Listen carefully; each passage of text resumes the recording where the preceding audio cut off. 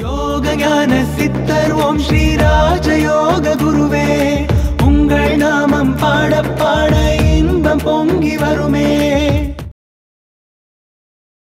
இறை சிந்தனையோடு வாழ வேண்டும் என்று சொல்கிறேன். இப்போ ஆலயத்துக்கு போகிறீங்க, பிரார்த்தனை செய்கிறீங்க, ஜபம் பண்ணுறீங்க, ஏதாவது வழி கட்டி செஞ்சு ஆகணும். அதில் ஒரு பகுதி தான் தியானம். இந்த தியானம் செய்யும் பொழுது மனதை ஒரு நிலைப்படுத்துவதற்கு ரொம்ப ஒரு வெகுவாக இருக்கும், சுலபமாக இருக்கும். அப்படி செய்யும்போது யோக சக்தியும் மிக மிக அற்புதமாக அங்கே யோக சக்தியும் நல்ல அற்புதமான நிலையில் இயங்கும். நம்ம மனதை ஒரு நிலைப்படுத்தினாலே அதுக்கான ஒரு நிலைகள் உருவாகும். இது என்னன்னு கேட்டிங்கன்னா, யோக சக்தி என்பது வேறு ஒன்றும் இல்லை. இறைவன் படைப்பிலே மானிட பிறவி தான் மிகப்பெரிய உயர்ந்த ஒரு படைப்பு. பிறவியிலேயே மானிடராக பறக்கிறதுக்கு ரொம்ப ஒரு மானிடர் மட்டும்தான் நம்ம தவம் இருந்து அல்ல இறைவனை பிரார்த்தனை செய்து வழிபட்டு இறைவன் அடையக்கூடியவர்கள் யாருன்னா மானிடர்கள் தான் அடையக்கூடிய அந்த நிலை இருக்கிறது அவங்களுக்கு.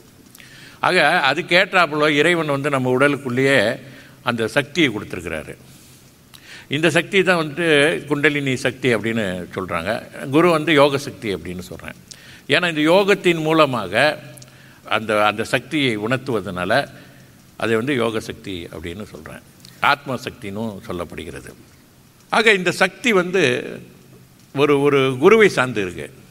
இந்த ஆத்ம சக்தி என்பது என்னன்னு கேட்டிங்கன்னா, குருவை சார்ந்து இருக்குது. அந்த சக்தியை உணர்ந்து கொள்ளக்கூடிய விதங்கள், அனுபவங்கள்லாம் கேட்டிங்கன்னா, இந்த குண்டலினி சக்தி அப்படின்னா அதோட குருவை சார்ந்து இருக்குது. ஒரு குரு அவர் எந்த மாதிரி நிலை பெற்றிருக்கிறாரு அப்படின்றது ரொம்ப ரொம்ப முக்கியம்.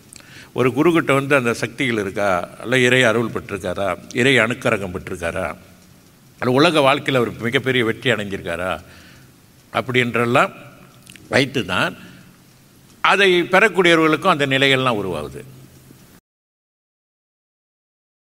யோக ஞான சித்தர் ஓம் ஸ்ரீ